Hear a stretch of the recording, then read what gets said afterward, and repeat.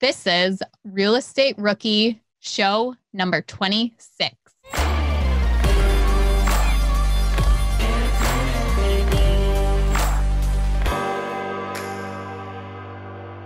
My name is Ashley Kerr, and I am here with my beautiful co-host, Felipe Mejia. Wasn't that nice? I didn't have anything critical that was to really say today. nice. I was like, oh my gosh, I wonder what she's going to tear me up on now.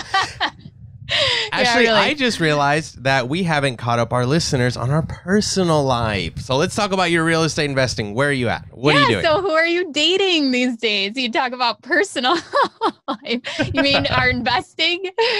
So I actually am closing on a refinance this week. It is a portfolio, so 2 properties, and I'm pretty excited about that. And Cool. have a single family under contract that has like a garage/barn/shop that has a 1-bedroom apartment that needs to be attached to it. So I'll close on that the end of September.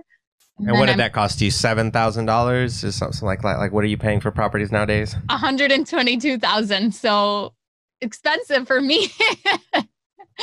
That's terrible. I'm really excited for it. And then I am trying to buy a campground. Oh, fancy you. I know, it's like exciting, but also nerve-wracking. Well, I said personal life because I feel like, do we have personal lives as real estate investors aside from our family? Okay, It's like that is such a family good point and right real there. estate. Yeah. So that is a personal. Anyway, so on my end, we have, I actually have a flip going on with one of our interviewees that we did in the past. Can you guess who it is?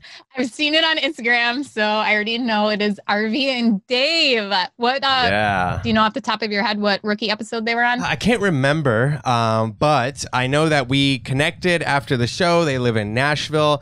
I love their model. We went out and looked at a property. We're doing one together. We're actually doing staging today, pictures tomorrow, and it will be on the market, I believe, Wednesday. It's a beautiful house on 3 acres, 15 minutes from downtown Nashville. It's a great area. I'm super excited to see it. And Dave and Arby are a great team. They work really hard. They were on episode 19. That's how good my Googling fingers are. So if you want to find out some information about them at biggerpockets.com/rookie19. But I loved how you just pitched right there your deal so everyone goes and buys it.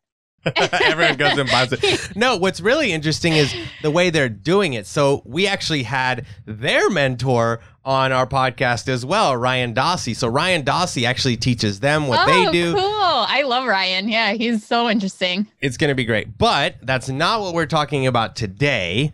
I'm really excited because we have Derek. Derek is talking about short-term rentals in the Smokies, Airbnb out there, how he's finding deals. He has a full-time W-2 job, and this is wild. He has no schedule of how he runs his days. He says he runs his days the way he runs his Harley, like he stole it. I love it. Yeah, he gave a lot of great tips about private lending, meetups, which everyone knows that I love talking about that, and networking. But did you mention yet that he had what he called a midlife crisis in his 40s and completely shifted his mindset to become a real estate investor? He said that it will be right in the beginning here how his parents actually invested, but he just completely forgot about it until his friend kind of brought him back to that. And he started working out, getting healthier, and actually went through a divorce too and made all these changes in his life. And now is just this very successful real estate investor who's done a couple deals in the past year. Derek, thank you so much for coming on today. Can you start off with telling everyone a little bit about yourself? Give us a little background.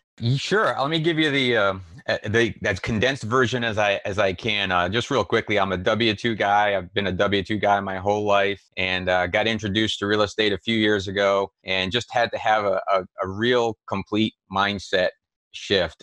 My story actually begins back in real estate in 1979 when my parents bought a 5-family apartment house. Now, I was just a kid, but that was my first introduction to real estate, and I totally forgot about that. 37 years later, I have friends telling me about real estate. They've got a couple of cabins up in the Smokies, and they're like, "Man, you need to buy one of these." And I was a W-2 guy. I had a job. I couldn't wrap my head around it. I couldn't comprehend. I'm in my 40s, and I just can't comprehend what they're talking about with this real estate thing. So I kind of blew it off. I just kept working my job, and they'd come into town and hey, come hang out. And I'm like, man, I got to work. So they'd be like, you got to get out of that job.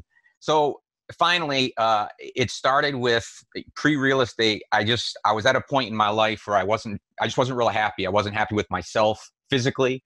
So I decided, I guess you could call it a midlife crisis. I started to get eating healthier and I lost some weight, started exercising, lost some weight. And it's an amazing thing happens when you get physically healthier. Your mind gets so much clearer and you see things so differently. And that really happened for me. So I started talking to him more about real estate. And then the first big trigger was I went on a weekend riding trip with a buddy of mine, and we hit about 5 states, 750 miles in 3 days. And I kind of had this epiphany that I want to be able to do this more. I want to be able to just get up one day and go for a ride, do whatever I want to do. How am I going to get there? And my mind went into all kinds of places. I was going to start a business. I was going to do all this different stuff. So I reached out to this buddy of mine, Luke, that started me down this path. And I said, all right, man, I'm ready for a change. What do I need to do? And he says, download Audible. And I'm not real technical from that sense of it. So I'm like, how does that work? So he had to literally explain to me how to download Audible. And he says, listen to Rich Dad, Poor Dad. So I'm like, okay. And everybody who's ever listened to a podcast on real estate knows you listen to that book and you're just like, oh my God, you picture that when you're young and you kind of learn it young. When you're in your 40s and you're hearing that for the first time, it's like, oh my God, what have I been doing? So fast forward, decided I wanted to make some changes. So started down this path. I just consumed everything, audiobooks, a lot of mindset stuff for myself to get my head wrapped around where I was in life at that point. Listen to literally every single BiggerPockets podcast. I started with number 1, and literally all I did was listen to podcasts constantly. I'd be out running. I'd be at the gym, driving, turned off music. I was consuming knowledge and education. So we get through that. He got me into running, same guy. I started running half marathons, ran a full marathon in 2018. That's about the time this mind shift started. And then I decided I really needed to change my life. I really wasn't happy in my life, in my personal life. And, a different dynamic, but similar story to what you guys had a few weeks ago with Sarah Bradenberger was, I decided I couldn't stay in the marriage I was in. So my next step was that I literally decided I was going to get a divorce and decided I was changing my entire life. And it was like this huge thing. And I wasn't as creative as she was with trying to figure out, how to get into a deal at that point. I used it as, well, now is my reason I can just consume knowledge. So I started networking. I started going to meetups. I started going to conferences, just anything I could. Some guys said, get your real estate license. I got my real estate license, still working full time doing all this.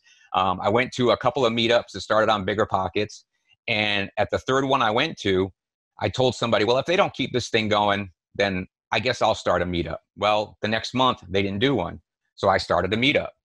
That was October of 18. I had my first meetup. So I've been hosting a meetup for the last year and a half. When you started that meetup, how long before that were you learning about real estate and consuming all this knowledge? Really, honestly, consuming probably about 6 months. Yeah. Yeah. Not That's a long awesome. time, but just dug in. And Derek, did you say what your W-2 job was? You said you had done it for a long time. Yeah, I'm working the Harley Davidson industry. I actually am the service director over a small group of Harley Davidson dealerships local to where I am. I'm in East Tennessee, south of Knoxville, near the Smoky Mountains. So you're right next door to me. I need to come over. I'm right Let's down the go. street. Absolutely, man. I lived in Nashville. I lived in Antioch for a couple of years. Yep. All my rental properties are in Antioch. All of them. Yeah. You might own my old house. I don't know. But yeah, so I did the meetup thing, and going through that divorce is the reason why I couldn't purchase real estate. Now that's been proven otherwise, obviously, but I stayed diligent on my education. So fast forward to 2019, literally my legal stuff got finalized on April 26th. On April 28th, a listing hit the market. This was a Sunday night. That was just jumped out at me. I look at the listings every single day, just jumped out at me. It was under $100,000 in the city I live in, which is rare in and of itself. Great location, literally 0.2 of a mile from my full-time job. I went and saw it the next day. I put an offer in that night. My offer got accepted the next morning because it had the fewest contingencies on it. I made a cash offer, offered them less than what they were asking. So this is on 3 days out of my divorce. I've got my first property under contract. Ended up negotiating them down a little bit further during inspections. Got through that one. Bought another house to move into, turned that house into a rental. And then this year, at the beginning of this year, the next big shift was finding a new career path, because I really needed to change things up. I've been working all this time making somebody else wealthy. It was time to start doing something for myself. So a good friend of mine is Avery Carl, who was on, the OG podcast, 364. She does short-term rentals. Her husband, Luke, is the friend of mine that I've known for several years that got me into all this and got me running. So I've known them forever. Well, Avery and I had talked about me going to work for her, after I got my license, but it hadn't really panned out. So finally at the beginning of this year, I said, okay, this is ridiculous. Avery is literally killing it in the short-term rental market business. So I went and met with her, and I basically told her it was time for me to come and work with her. And she said, okay. So this was March of this year. So first weekend I'm working with her, she gives me 7 leads. Now to this point, I've had my license for about almost a year and a half. I closed on 4 transactions. 2 of them were my own. So I only actually had 2, retail transactions as an agent while I'm working my full-time job. I go to work with her. She gives me 7 leads. Since March, I've closed on 9. I have 6 more under contract. And I'm working with dozens. Through COVID too. Yeah, exactly. Exactly. I mean, wow, that's awesome. So, I mean, it's been such a life-changing last few months even, that I now have so much income coming in from that from a pure income standpoint, I don't need the W-2, but from a lending standpoint, it really helps to have that W-2. So I'm working with that. I'm working with the company I work with to try to find a transition. Do you do any business with Diego Corzo out there in the Smokies? I know he has a couple rental properties out there. A good buddy of mine. I don't. I've heard that name before, but I've not ever had any interaction with him.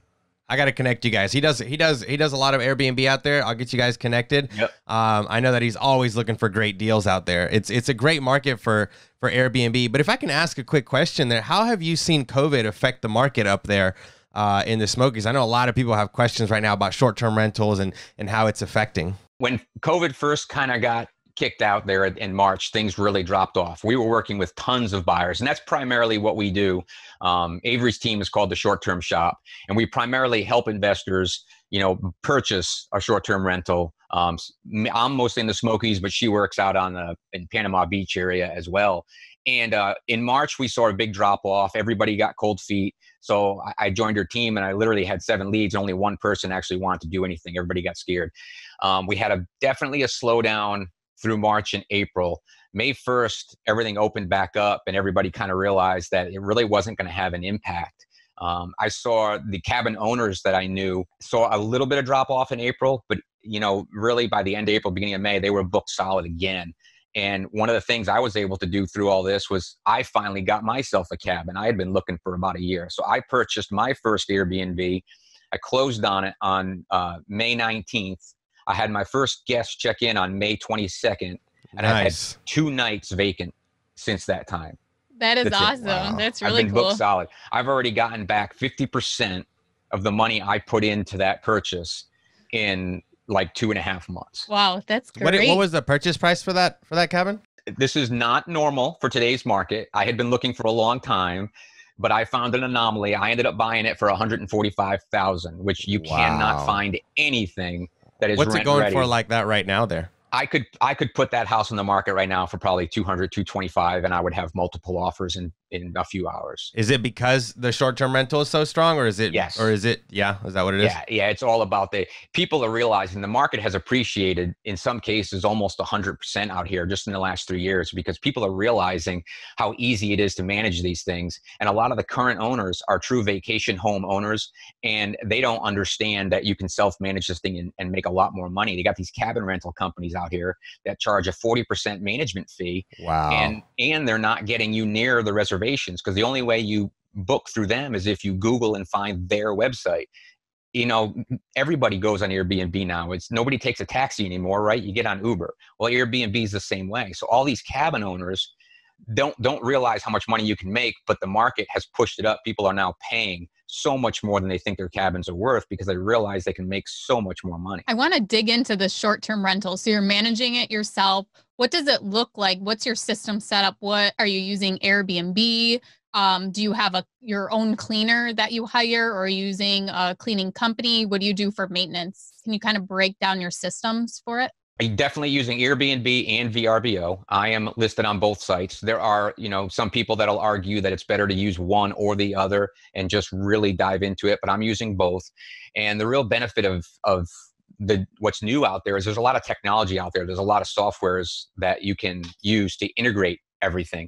So my calendars between Airbnb and VRBO are synced up together. I use a pricing software. So I go in and put some baselines, and the pricing software identifies what the optimal price for my cabin is on any particular night. So one night my cabin might be 109, and the next night it might be 160. It's not a set rate. It's optimizing everything. So those two softwares help to integrate everything to keep it easy. The cleaner, yes, you go out and you find your own cleaner. I am using my cabin is small, 600 square foot. It's a honeymoon cabin. So I found a small one-person, one-woman cleaner. She has about a dozen or so cabins that she takes care of, and my cabin is near the ones that she already does. So I got connected with her, and she, I just send her my calendar. I tell her when guests are checking in, checking out.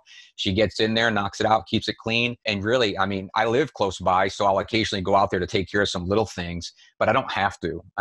Most of our clients are from hundreds or thousands of miles away, and they're all self-managing from home. One of the huge benefits of working with our team, Avery has really built an incredible system around this. So we have a list. When you buy through us, as everybody knows, for the most part, you don't pay a buyer's agent anything. The seller pays you. So as a buyer coming and working with us, we don't cost you anything. So in addition to helping you through the transaction, because you're hundreds of miles away, a lot of our clients never even come in and see their cabins. We go out and take video. We go out and look at it. We make recommendations for them. And then we connect them with all the people that they could need. Once you get into the transaction and you're a little far enough in, Luke does a weekly webinar where he basically goes through the entire process of what you need to do to self-manage your cabin. And he gives you a list of cleaners, handyman, contractors, anybody you could possibly need. We give you all that stuff. And then you can reach out after that and start searching and finding your own from there. But we basically set you up. We teach you how to self-manage. We teach you how to make money doing this. And people say, well, I'm worried. I don't know if I can make money. Am I at least going to break even? I said, if you're not making money, you are sabotaging yourself, because it is impossible to buy one of these things and not make at least a little bit of money. Even if you put no effort in, you're going to make something. Put a little bit of effort in, and I'll make a 200% return on my investment in 12 months. Let me ask you a quick question about that. So I'm from Tennessee, and I know the word on the street about, up in the cabins, up in the Smokies. I know that it's a tight-knit market. It's very like the good deals go to the people that already live there or that are already investing there. Okay, so I'm gonna spill all the secrets because, like I said, I live down the road and I know it's not all painted roses. So let's talk about that a little bit. How can someone get a good deal out there that's not going to already your friends and family and the locals in the area? Like you said, you got a really good deal, and you yourself said, hey, this isn't regular. And I know that, like I said, my buddy Diego invests out there, and he's like, the first one was really hard to get, but now we have 20, but it's because now everyone knows us there. So we're part of this clique or whatever it is, right? Yeah. So how can I, as a listener say, hey, I want to invest in an Airbnb out in the Smokies. How can I get on, let's say, Derek's good side? Well, it's really easy for us. All you got to do is reach out, because, we do get some occasional, what they used to call pocket listings. You really can't do that anymore. The National Association of Realtors has kind of put some regulation on that to make sure that we're publicly marketing so that sellers can get the most out of their deal. But to backtrack on mine, I say I got a great deal. Mine was on the MLS. Everybody out there had the same access that I had to mine. I jumped in on it, And like everything else, it's relationships. I talked to that list agent. I gave her my story, and buying it for myself was helpful in that sense. You took action. You didn't sit down and wait for somebody to say, hey, here's the deal, because that's not going to happen. You took action. You made the relationship. You followed up. You even offered less than listing, and you still got it. I think that's great. Yeah. Well, on the cabin, I did not offer less than listing. On the cabin, in the cabin, I paid over list. Well, they had it listed at 139. I went in and offered 145 with no closing costs, but they had other offers. They accepted mine. I think because maybe she liked me and put some influence on the seller to pick mine, or it had to do with the fact that I was on Avery's team. So when any agent from Avery's team puts in an offer, we have a reputation that we close. So that helps. So when you've got a list agent and somebody from her team, myself or one of the other ladies that works on the team, those list agents see our name, they're going to say, I know this agent, and they're going to close. Let's pivot a little and talk about how important that good realtor agent is because of what you just said. You guys have a history of closing. For our listeners that maybe have one property or maybe don't have any and are looking, how important is it to get a realtor that's going to close the deal? First of all, it's the 80-20 rule, right? 20% of the realtors are doing 80% of the business. So if that's the case, those 20% that are doing all the business, all the other agents out there know that person, and they know that person knows what they're doing, and they know that person is going to help make sure their client knows what they're doing. They're going to help navigate. They're going to find a solution. In my full-time job, I was a problem solver. That's what I do. I started out in the motorcycle business as a mechanic. I was fixing bikes.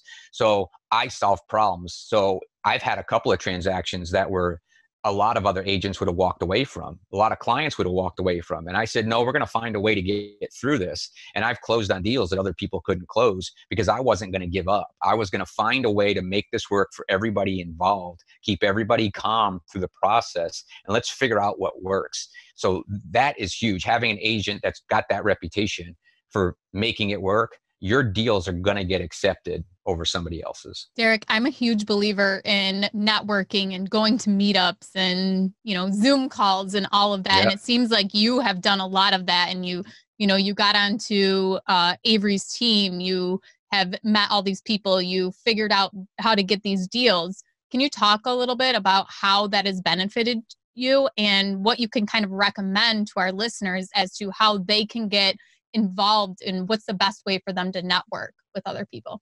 It's a huge part of why I've gotten to where I'm at. You have to get out there and network. You have to meet people for a number of reasons. One, relationships, because that's how you find deals. That's how you find contractors. That's how you find people who are going to be there to help you, to mentor you, is going out there and engaging with other people. So that's gigantic.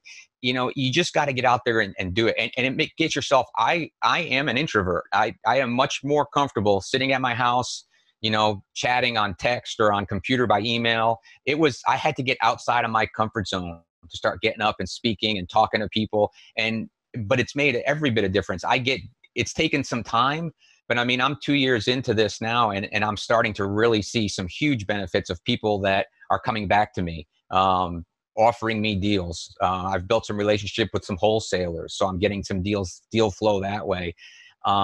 You've got to get out there and interact and talk to people. And it's just amazing the world that opens up when you start actually engaging everybody else around you. Oh, I was going to say, Derek, what would you tell an introvert that's listening to the show that maybe is starting to put all the pieces together, but has a little bit of that fear of actually reaching out and creating relationships, or is still an introvert, but just wants to fake it? What would you tell that person? Go to a meetup. The meetup that I host is purely networking. It's purely about people gathering in a room and chit-chatting. I also go to the local RIA. I go to a couple other meetups where they have like guest speakers. Get out and go to something. My meetups are free. If you're local in my area, come to my meetup. If wherever you're at, there's meetups out there. Go to one that's free and just pick somebody out of the room and go talk to them. That's it. You don't have to start engaging every single person in the room. Start with one person. Look one person in the eye. Go out and have a conversation. Ask them what they're doing. They may be a newbie too. The two of you might be completely new to this and just thinking about it, but then you'll start talking and feeding off each other. Start with one person and then let that expand and just keep talking to everybody you can. Tell everybody that you're wanting to get into this. You'd be surprised how many people are doing it and don't talk about it. I really like that tip of just starting with one person, because it can be overwhelming going to these meetups and not knowing anyone, especially if they're at a bar or a restaurant and you walk in, you don't even know what group of people is, the real estate group. So I think that's a great tip. And one thing I've done too is I've found people online, either the BiggerPockets forums or Instagram, that are going to the same meetup. And I connect with them first to get to know them a little bit. And I've done this for conferences too, so that I at least have one face that I know to look for when I get there and start there. But you're right. Once you get talking about real estate at these meetups, it's like you've spent so much time talking to different people, and they'll come up to you. And once you get going, it's hard to stop. And already 3 hours have gone by. Whenever we go to a new location, a new restaurant, I tell the wait staff, I'm like, look, this is not like a formal dinner. People aren't going to be sitting at tables and ordering. You have to stick your nose in there and ask them what they want to eat, what they want to drink. I said, we are real estate investors. So you put us in a room together. We are all going to talk to each other. We will starve. We will die of thirst because we're too busy talking about what we've going on, the good and the bad. We don't care. Bring the chips. Just bring the salsa. Look, just bring it. We'll pay for it because we're going to forget to order. Stick your nose in there and make them order, because I need the wait staff to make money, because that's important for the relationship. But it's like, if you're going to be a passive waiter, they're not going to order. You got to stick yourself in there and go do it. One of the first it might have been the first or second real estate meetups I went with my friend John, and it was so exciting. Like, I was having so much fun, and he came up to me like in the middle and handed me a glass of water. And afterwards I was like, oh my God, that was the nicest thing you could have done for me. I was like, I didn't even realize how dehydrated I was from talking so much. But I was having so much fun that I didn't even think about it. So I was like, thank you so much. But you're right. You just keep going, that you're not going to stop to eat or drink. Yeah, I tell people when I post for my meetups, I said, this is networking. You're going to get out of it what you put into it. Let's move on to your rookie deal. That was some really great advice you gave everyone about meetups. And I hope everyone is putting themselves out there to do these meetups, whether they're virtual or in person. I know a couple of groups have started to go back to in person. The one in Buffalo had a meetup last week where it was at a park setting. But let's talk about your rookie deal. Which one is this? So this is the very first, my first investment property. This is the one that, I got off the MLS right after everything was finalized with my personal life. So again, it was listed. It was just kind of the perfect thing. I'm a believer in you put yourself in the right position, things fall into place. So everything fell into place on this one. It was literally less than 0.2 of a mile from where I work. So going to see it the next day was easy. So it hit the MLS on Sunday night. I went for my showing and walked through it. There was other investors looking at it. This house was run down. It was in an estate. It had been vacant for about a year. There had been squatters in it. There was apparently a drug house at some point. I mean, had been raided. I mean, it was in rough shape, but it was a 1980 little, ranch house with a 3-car detached garage, which is one of the key things that I thought was huge for the area. Right close to the city, within city limits, but yet private because of the isolated, weird location. So I went in and I went to the list agent. And I offered, they had it listed at 95.5, I think. I offered 90, but I basically had no contingencies on it. I asked for, I think, a 7-day inspection contingency, no finance contingency, no appraisal contingency, nothing else. And they accepted my offer on Tuesday, and she told me it was because I had the fewest contingencies. So then I brought a couple of investors I knew out there. I brought an inspector I knew out there. We looked through the house, and we found some more issues, water leaks, some water damage. So I started debating myself, I got to get them to come down. I had my other investors saying, man, this place needs a lot of work. You need to get them down to at least 85, somewhere in that range. And then another buddy of mine says, heck, you've got under contract, just offer them 70, or 75 or whatever. So I came back and I offered them 70. I'm under contract. I can't lose it. Worst they can do is say no, and I buy it at 90. I offered them 70. They immediately came back at 81. Which I was shocked by. And I immediately responded with, I'll go to 75, which hindsight, I thought about, I should have just tried to hold my 70. I probably still would have gotten it, but I came right up to 75. They tried to get me to come up to 78. I said, no, I'm holding at 75. And they went ahead and went forward with it. So I ended up getting a $15,000 discount after I bought it. I bought this thing with private money. I used a private lender to actually fund the purchase and my rehab budget. Of course, this is my first deal. So we all know that the rehab budget is like half of what you're actually going to spend, because I don't know, exactly how to control myself on this. I had a good friend of mine that was a contractor that stepped in to kind of manage the project for me. It took a lot longer than planned, but we spent about 5 months working on it. I refinanced it, I bought it at 75. I ended up putting close to, I think I put about 63 into it. So I was, up there. I had to pay my private lender back his interest plus his money. It appraised at 190. So I got 142.5, 75% loan to value out of it, which left me with just the closing costs for the refinance. And I got my private lender his money back. I got all of my money back. Cost me $5,000 to refinance it. Took me about another month to get a renter in there.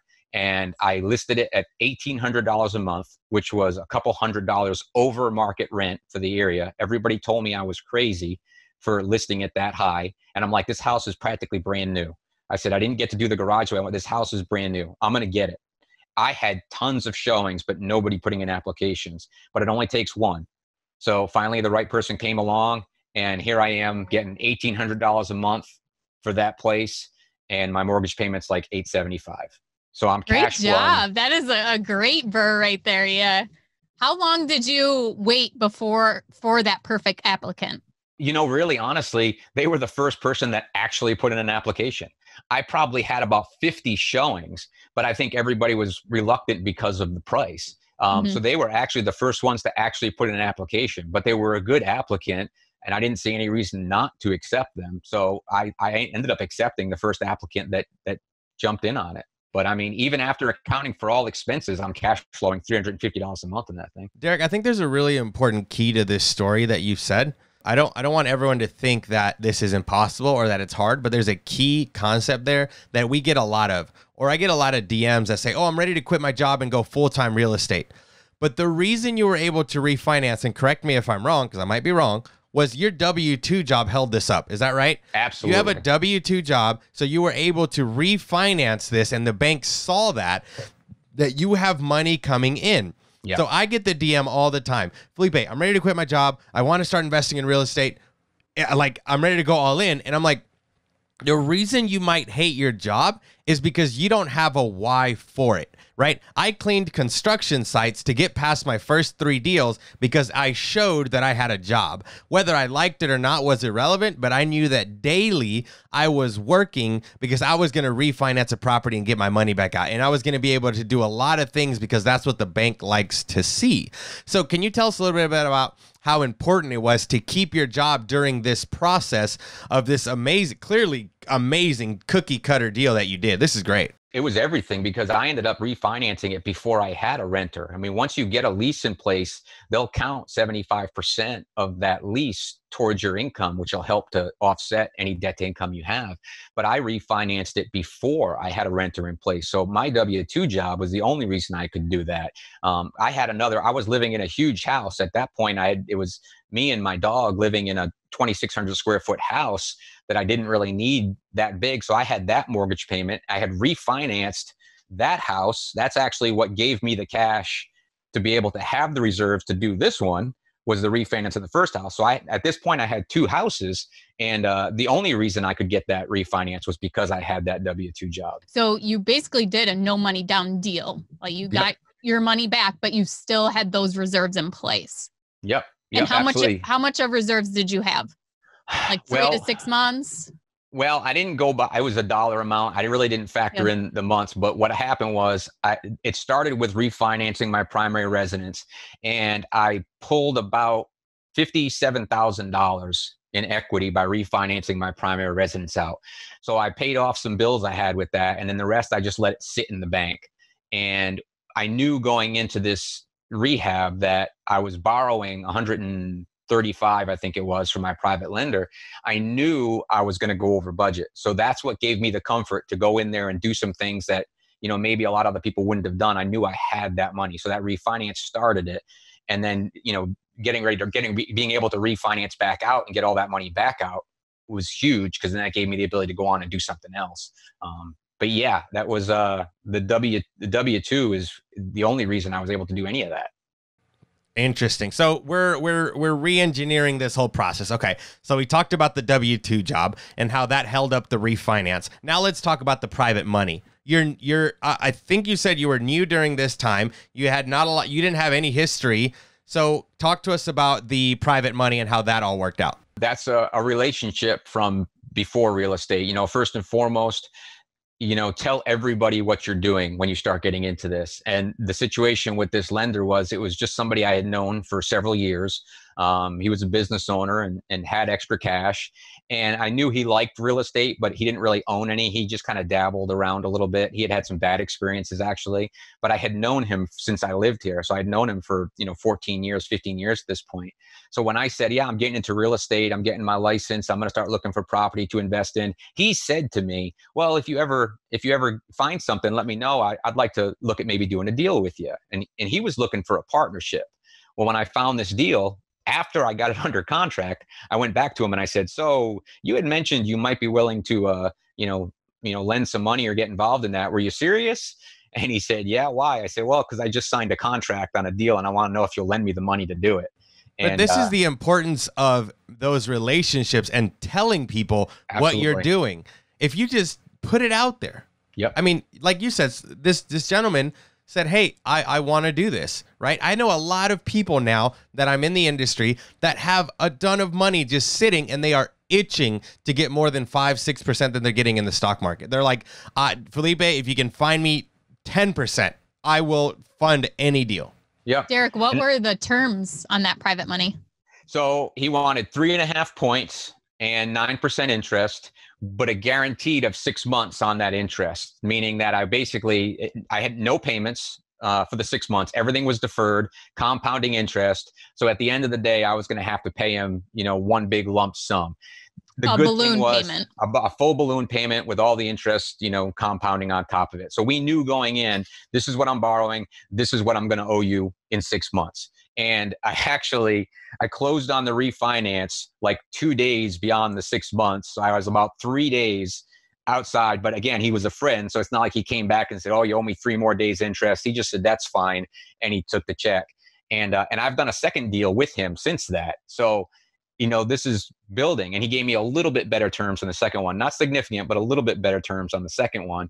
And I'm closing on that and getting him his money back here in the next week or two. So, but this is the power of buying cash too, Dick. You're getting way better deals by being able to close. Okay, so let me explain that to our listeners a little bit. Sometimes I get the question as well as, Felipe, how do you buy so low, right? Like everyone's paying market value or above. How are you getting these amazing deals? And you said two very key things: cash and not as many contingencies. So you're able to come in and say, hey, I'm going to pay cash, and people know that means less hoops to jump through with a bank. If you have a great hard money lender, private money, whatever the case may be, where you can buy properties cash, you are going to get better deals than someone that's just buying the regular route. And then, those connections, like you said, and telling people that this is what you're doing, that's all great strategies to buy properties for under market value with instant equity. Yeah, well, and in building relationships, telling everybody about it, because you might have a conversation with somebody who it turns out that, their aunt, their uncle, their brother, their cousin has a house that is empty. You've got to tell everybody what you're doing. You don't know where the lead or the deal is going to come from. Deals come from everywhere, not just off the MLS, not just from wholesalers. They come from every conversation that you have ever. So you've got to be telling everybody about it. And then, yes, absolutely, put yourself in a position where you can make it as easy as possible for that seller, because that's what, in those situations, if it's a distressed situation, what they want is somebody to make it easy on them. Make it easy, you'll get the deal. For your rehab, did you use a contractor that was kind of recommended to you, or was a referral, since you seem to do very well at networking? On the first one, again, it was a guy I've known for about 10 or 15 years. Yeah. But this was my naivety. When we went into the deal, I said, hey, I'm buying this house. I want you to, help me, do all this, rehab on it. I thought he was a general contractor. I've known him forever. I really didn't know much about his business. He wasn't. He's a carpenter. He's a master carpenter, but he's not a general contractor. So I thought that I was coming into this deal with him, and I was going to be able to say, okay, here's all the stuff I want to do, go. And like a week in, he's sending me phone numbers. Well, here's the plumber, and call this guy and line this up. And here's a painter, call this guy. And I'm like, I thought you were going to do all that for me. And he's like, no, man, you need to do all that. So I'm like, crap. I had to go pull my own permits. We put an addition on that house. I mean, that was one of the reasons we, got the value up. We actually built a second bathroom. It was a 3-1. And we made it into a 3-2, put a nice big master bathroom. This is your first deal? My first deal. Absolutely. Wow. Yep. I didn't hold That's back. a big bite there, Derek. You took a big bite out of it. Well, and I said the deal went way too good. So I'm expecting, somewhere along the lines here really soon to have an absolute disaster because that went too well. But yeah, so I managed through it. I was spending my nights and weekends out there doing a lot of the work myself. I had some bad experiences. The first plumber I hired was an absolute disaster. The second plumber I hired came in and did a good job, but when all was said and done, there was a problem with something he did that he refuses to admit was his problem. So I had to bring a third plumber in to finally fix the problem. So yeah, there was definitely some challenges. And on the next rehab I did, I went with a different contractor and made a whole series of new mistakes with the second contractor. So I'm still figuring that part out. I'm playing that by ear. Contractors, everybody says, is the hardest part of this business. And I'm still only a few deals in. I'm still very much trying to work through finding that balance. And you had said you went over budget on that rehab for your first deal. Did you have to use your own money then? So Yes. use some of your reserves to cover that deficiency? Yeah. Well, I had a couple of things. I had some reserves left over. When I did that refinance, again, relationships. One of the next things I did, I went to a local bank, a guy who I had known. He was the manager of the bank, small regional bank. And I said, I want a line of credit. I want some kind of line of credit with you. He couldn't do anything just outright, but I said, well, I've got some cash. What can I do with this? If I give you like $20,000 to put down into some kind of account, can you give me like a $50,000 line of credit? He said, well, I can't go that much. He said, but if you put $20,000 into a CD, I'll give you a $35,000 line of credit. So I gave him 20 grand to put in a CD, and now I had access to 35. So I actually used that line of credit as the extra that I went over budget on. And I've used really interesting. I've never heard that before. Yeah, I've used that. I did that on the second one too. So as soon as I've got a house. What were the terms of that line of credit? The CD was a 16-month CD. So he did the line of credit for the same 16 months. It is, I think, prime plus a point is what I'm paying on that line of credit. So, I mean, it's interest only, like just your typical line of credit. So really super easy to work with. When I want an advance on it, I just send him an email and he transfers it from the line of credit into my checking account. And you're probably making a little bit of money on the CD too. I think I made the CD itself only earned interest for 12 months, but it has to sit there for 16. I made, I think, $500 on it, which is not much, but it's $500. I mean, right. Yeah. It covered the interest for the most part. Talking about the line of credit, I think that's a great strategy because I use that, but I didn't put mine in a CD. I just leveraged a paid off property that I had. So my goal was to pay off a property, put a line of credit, and then just keep reusing that money over and over and over. Mm-hmm. And, that line of credit, I want to pause real quick because I know that our listeners are going to wonder, how can I use this strategy? And it's really important when you have a line of credit. It's really cool. What you did was, you put your money and said, hey, I'm going to leverage $20,000 to have access to, what did you say, 50,000? 35 is what he gave. 35,000. Yeah. So you were able to leverage 20,000 to get 35,000.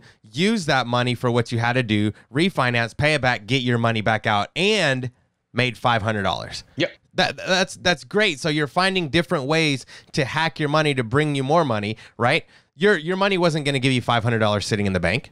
Nope. You put it in a CD and it gave you $500, and then you were able to still use this as part of the rehab. Now, let me ask you a quick question about the contractor that you said you used. You said you haven't found a good one yet. One of the strategies that I've always, and we've talked to many of other people we've interviewed, Facebook is a great place to find great contractors because they're going to give you honest reviews. We had oh my gosh, I can't remember his name. Someone on the show, and I'll try to remember before the end, was telling us that what they do is they end up calling prior jobs. So if I'm the contractor, you're like, hey, can you bring me, 3 people that you've done work for? And that's been a great strategy to find some great contractors as well. And that's something I've been guilty of is I'm really bad about not reaching out to specific people. Like I've heard on several podcasts people that I picked up the phone and I called 15 contractors and I'm not good at doing that. I'm good at, hey, who do you use? Okay, let me try him. and let's just go do it. So I am a ready, shoot, aim kind of guy. I'm very guilty of riding everything seat of my pants. So far it's worked out okay, but I don't recommend it. You have to have a pretty high threshold for fear. Do you buy real estate the way you drive your Harley? Yeah, I ride it like I stole it. I can imagine. I've always felt like, for good or bad, I have a good gut instinct about a lot of stuff. When I got into real estate, one of the things I would say, somebody mentioned to me, is like, I might be new to real estate, but I'm not new to life. Coming in a little bit later in life, I tried to use my own life experiences to try to, help me through that, because most of what we run into is the same types of situations, just different specifics in the environment. So I use that to leverage that. I know what I need to do on the big picture. I don't need to know the specifics or the dynamics. I kind of know where I need to go. And if I point myself in that direct direction, then I can get there. And then usually I'm lucky enough that I've got other people around me that'll help, keep me down that path. That kind of leads us right into our next segment. This is where we want to hear about a key player on your team, someone who has helped you through, all of your purchases and getting into real estate. So we call this segment the MVP. There it is. Great job, guys. So who is your MVP, your most valuable player on your team, or someone who has supported you through this process? It's hands down Luke and Avery Carl. I mean, Luke is the reason I even thought about or got started in real estate. And, Avery is a rock star agent, and getting on her team is just is launching me forward. So hands down, I wouldn't be anywhere near any of this without those two. Derek, how important are these connections like this? Like someone who is going to mentor, push you a little bit out of your comfort zone. How important would you say these people are? For me, it's critical, because I still to this day struggle constantly with trying to figure things out. And every once in a while, I just need to get Luke on the phone, because he's brutal. He is just like, he is not sugarcoat anything. And sometimes you really need that. You need someone to just push you. So I needed it tremendously to help get me centered and make sure I was going in the right direction constantly. What would be your advice for someone who's looking for a mentor like this? How would you recommend they find someone? Comes back to relationships again, going out to the meetups, talking to everybody. With Luke, I never asked him to be my mentor. I never asked it. It just happened organically. And I firmly believe that that's the best way. It depends on where you're at in life and what your situation are. There's lots of paid mentors out there. And for some people that works. Join a community. There's some good ones out there. Sometimes that's what people need. It depends on the individual. If you're an introvert and you just can't get out there and do that, but you've got cash, you got a great job, then go pay for a program. If you don't have the cash, then just go start talking to everybody. The mentorships will happen organically if you allow them to. Or listen to every single BiggerPockets episode. That helps. I have thousands of mentors from that standpoint. Every single episode I listen to, I pulled a nugget out of somewhere. So, and I've gotten tons of those websites, and I get tons of emails, and I pull something from everybody. I'm a believer in you can learn something from everybody you meet in life. You just got to listen and find what that thing is. You're right. There is so much free content out there to kind of grasp from.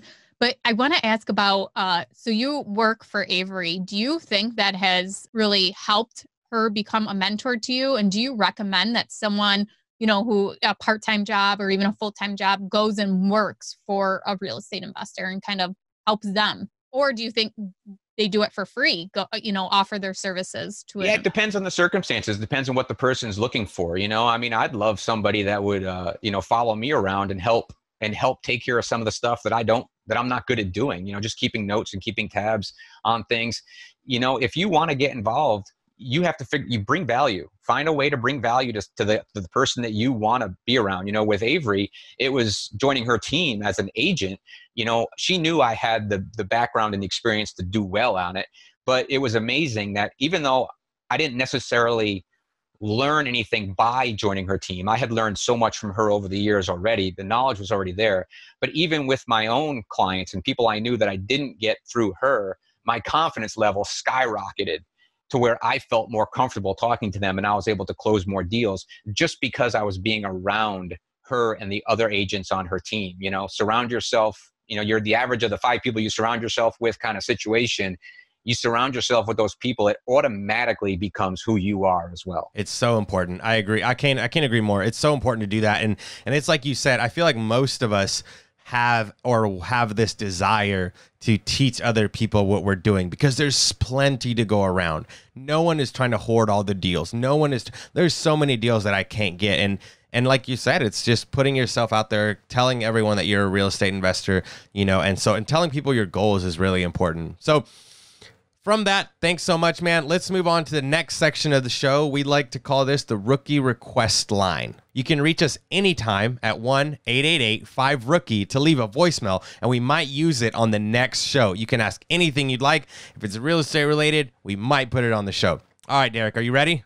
Sure. All right, here's today's question. Hi, my name is Zach. I'm from Cumberland, Maryland. I'm looking to make my first deal, jump into real estate. I want to do multifamily. And my fiance was on board at first, but now she's leaning more towards single-family home, making it a homey vibe.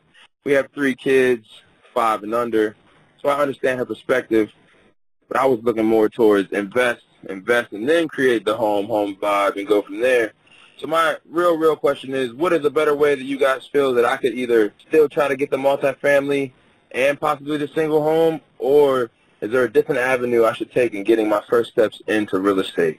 Thank you, and I appreciate your time. That's a deep one. The first step in that comes from, happy wife, happy life, right? So you got to right? keep the family happy. You got to do what makes sense. You got 3 little kids. Obviously, if you can find a big enough multifamily, a big duplex where you can live in one side, maybe a house with an accessory dwelling unit where you can have your house and maybe the garage has a little apartment over it is a good opportunity.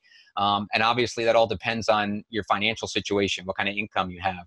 You can buy a primary residence with a very low down payment loan. And then does your debt to income ratio still qualify you to go out and buy another single family or a duplex that you can buy strictly as an investment? So a lot of individual questions would have to be answered to be able to get specifics. So kind of hard to house hack with the wife and 3 kids, though. That's a difficult one, I know, for a lot of people. I think I would tell a multifamily as well. I would not tell my wife, hey, this is what we're going to do. But I would show the numbers, maybe a little bit of education as to why I think a multifamily would be good. And then maybe offer to buy the homey big house once the kids are a little older. They probably don't need a huge house right now. I know personally, me, myself, and my wife and my kid, we're living in one of my very first rentals that we upgraded. We're living here so that we can take advantage of the refinance. So we're going to take out a huge chunk of a refinance, and then we're going to buy our forever home. But we're holding back a little bit right now for a bigger, better future later. Because my kid's only 3. Like he doesn't care. So he's not going to remember the house. He's not. And I want him to remember his forever home when he gets a little older, when he can remember it, when we can afford a little more. So my personal advice would probably be to go the multifamily route for now. I don't want to say suck it up a little bit, but what's the saying? Live like no one else so that later you can live like no one else. So that might be what I would do. Ashley, what do you think? Well, you made a great point by saying show them the numbers. So whether it's your husband, wife, whoever, write it down and show them, how much you'd be saving or how much that extra unit would be paying your mortgage down. So how much extra cash you'll actually be saving for that forever home. My husband and I, we lived in his grandma's old house for free for many years. I mean, we lived there until my second was born, and then we built our house. And if we wouldn't have had done that and built a house right away or bought a house right away, we wouldn't have been able to save, for the house that we wanted. So I definitely think it's worth the sacrifice, but it is hard to get to that mindset because even for me, like that second child, I'm like, okay, it's happening now. And I had already started real estate investing too. So it wasn't like I wasn't even into it. So I understand as a mom and a wife of wanting that house sooner rather than later. But once you actually sit down and look at the numbers, I think that it's more of a visual as to look at what we can have in 5 years if we wait that long. And, the multifamily doesn't have to be anything bad. You can still live in, one unit, a beautiful with granite countertops, whatever. And then rent out the other side, it doesn't mean you're living in a very basic small apartment. They're huge multifamilies out there. And if you have a multifamily that you fix up while you're living there, a really nice one, you can live really nice in a multifamily and then rent it out for top dollar when you leave, because you've literally, like you said, granite tops, the good stuff. So, you can show the numbers and say, hey, this will rent for this amount and we're going to live really nice while we're here. So yeah, I think it's a great strategy. Find a duplex. Oh God. With a unit that's, somewhat nice. You live there for a couple months while you rehab the other unit to however you want it, however your spouse wants it, then move into that unit. And then you can either rehab the other one or just rent it out as is. That's what I would do. There you go. I do regret all the time that we didn't house hack. I mean, I guess we lived in a paid off house, but the fact that we didn't live in a multifamily or anything like that, or rent out rooms. And my story is what not to do. I mean, when we moved out to this side of Tennessee, we bought the biggest house that we could afford. This was 2004. I mean, I never should have gotten approved for that mortgage, but that was 2004 when they were just giving things away. I had basically 100% mortgage on this house, on that house that I had bought. And we didn't have money to do much or anything. I mean, before I started in real estate and refinance, I had nothing in the bank. We lived month to month. I didn't have any credit card debt because I was smart enough coming up to know that you don't do that. I used my credit cards even then to make me money, but we had nothing to show. I had no savings. I mean, if something catastrophic had happened 3, 4, 5 years ago, I had nothing to back me up. And that was a scary time to come into as you're in your 40s. So for anybody younger out there and you're having trouble getting somebody, show them that what can happen. This is a much smarter situation, so that when you do get up into your 30s and your 40s, how much more secure you are and you have more freedom to do things when your kids are a little bit older. I missed out on all that. My daughter is 19 years old now. And when she was growing up, I was hardly ever there because I was working 55, 60 hours a week constantly. So, you can, if you listen to those stories and don't do that to yourself, do the smart things now. Derek, let me ask you, not even just that you have money, it's nice to have money to do stuff like that. What about the weight off your shoulders, the relief of not having to worry if something did happen, you don't have the funds for that? To me, that is the biggest mindset, is thinking and focusing on that. Yeah, that's absolutely it. I mean, that's, where I'm at now at this point. I feel so much better because I know if something does happen to my daughter, my parents are getting up there. I mean, if something does happen, I know that I'm in a position now that I can take care of anything that comes up. And that's a really good feeling to have that I did not have for a very long time. And I wish I would have figured it out sooner so I could have had it sooner. But, you can't go back in time. The best time to plant a tree is 20 years ago. Second best time is right now. Real estate investing, the same thing. I didn't do it 20 years ago. So I'm just going to do it now. And I'm going to do it as quick and as fast and as big as I possibly can right now, because I've got a whole lot of time to make up for. So I'm trying to move quickly while still staying within somewhat of a comfort zone. I try to tell people that ask me about real estate when they're like, hey, are you scared that, a toilet's going to break, or the 2:00 in the morning call, or all this? And I'm like, well, look, if you have your systems in place, you're going to be fine. Those calls are going to happen, I promise. But do you want those calls to be going to you or to someone else? In that, do you want to own the property, or do you want someone else to own the property? 20 years are going to pass whether you invested in real estate or not. Whether you bought that house that you've been analyzing or you didn't, 20 years are going to pass, and either someone's going to be paying that mortgage down for someone else, or a tenant is going to be paying down that mortgage for you. So I think it's really important, like you said, get started immediately. Start growing that equity in those houses. So, I mean, thanks for that answer, Derek. All the nuggets in this interview so far have been fantastic. We're going to have tons of show notes, but we're going to be moving on a little bit more to couple of random questions that we have for you, just to get to know you a little bit better as an investor, what it is you do, kind of things like that. So we're going to ask you a series of 4 questions, and we're going to go from there. Ashley, do you want to go ahead and ask the first one? Yes, and I'm actually not going to take one off the list. I wrote it down earlier when Derek was talking.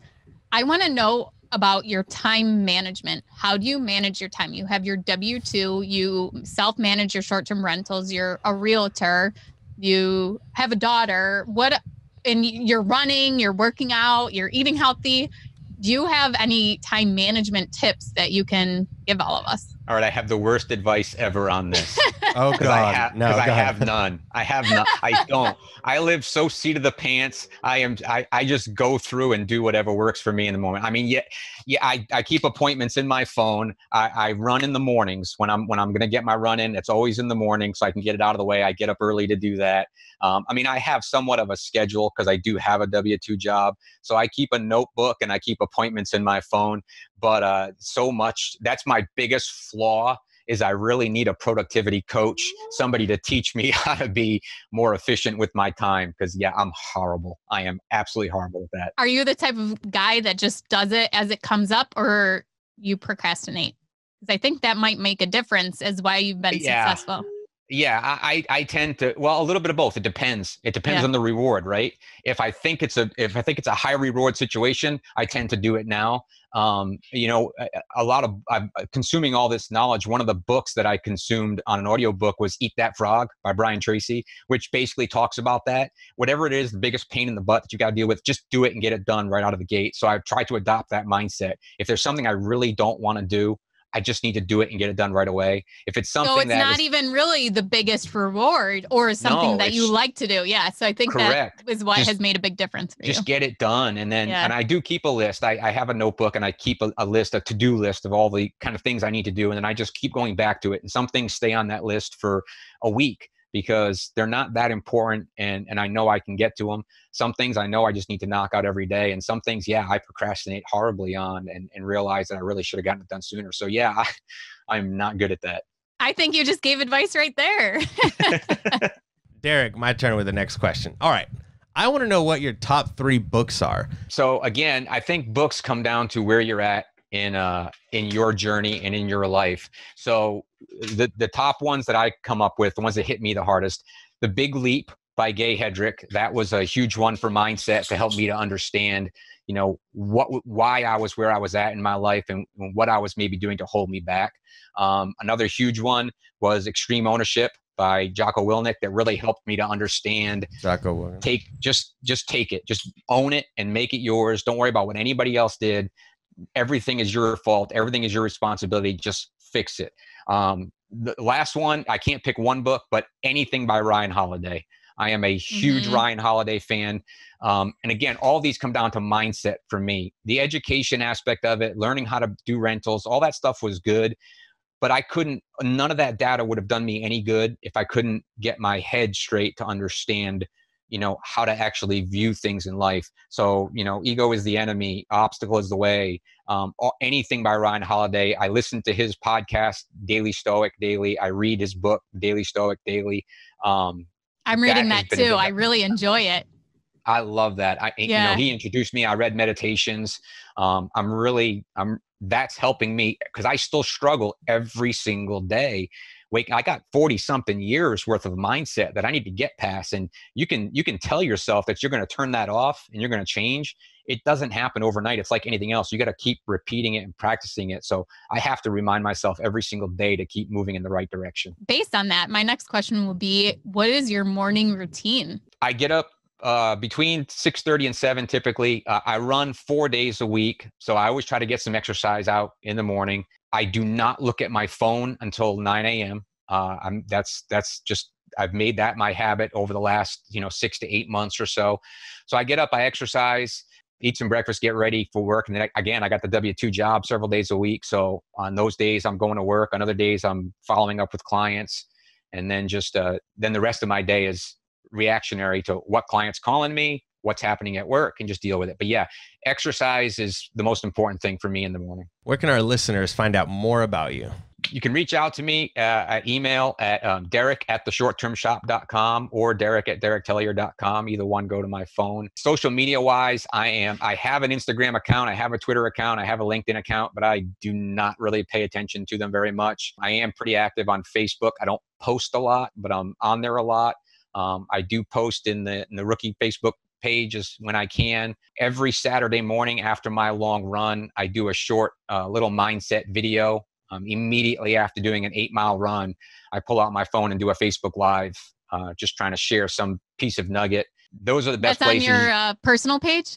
That's on my Yeah. it's on my Oh, cool. personal I'll have to Facebook watch. page. I do have a couple of business pages, and I always share it to my realtor page, and I have a page for my meetup, so I share it to both of those, so it gets out there. Yeah, I look forward to seeing that. And maybe we can post a link to that too in the show notes. You guys will be able to find the show notes at BiggerPockets.com/rookie 26 we're at today. Can't believe it's already been 26 episodes. And I've listened to every single one. Yeah, that's awesome. Thank you. Well, thank you so much for coming on today, Derek. I mean, from short-term rentals to doing your first deal to private money. I mean, there was a lot of valuable information. And there's so many layers of my story that we didn't even touch on. I could talk for 2 hours about some of the stuff I've been through. So yeah, anybody's welcome to reach out to me anytime. I love talking real estate with people. That's awesome. Maybe we'll have to do a Facebook Live in the rookie group with you sometime. There you go. Absolutely. Yeah, that'd be cool. Okay, well, thank you everyone for joining us this week. I am Ashley at Wealth from Rentals, and he's Felipe at Felipe Mejia, REI.